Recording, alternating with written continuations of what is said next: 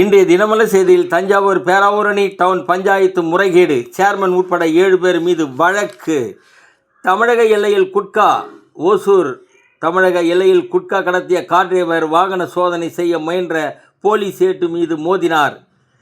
Car பேனட்டில் 4 kilometre சென்ற ஏட்டு. இதனால் சிப்காட் போலீசார் விரட்டி சென்று மடக்கி காயமடைந்த ஏட்டுவை மருத்துவமனைக்கு அனுப்பி வைத்தனர். கார் டிரைவர் ஓசூர் காலேகுண்டாவை சேர்ந்த யாரப் பாஷாவை கைது செய்தனர். காரில் 390 கிலோ புகையிலை, 40 பாக்கெட் கர்நாடக மதுபானம் பறிமுதல் செய்தனர் போலீசார்.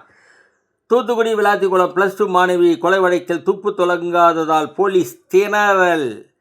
அதிக சீட்டு கேட்டு விடுதலை சிறுத்தை கட்சியும் கம்யூனிஸ்ட் கட்சிகளும் திமுக தொகுதி பங்கீடு குழு நெத்தியடி பதில். தமிழக வெற்றி கழக கட்சியை கூட்டணிக்கு அழைத்த பாஜக தமிழக வெற்றி கழக தலைவர் விஜய் மௌனம் காப்பதால் தமிழக வெற்றி கழக கட்சியில் குழப்பம் நீடிக்கிறது. வணக்கம்.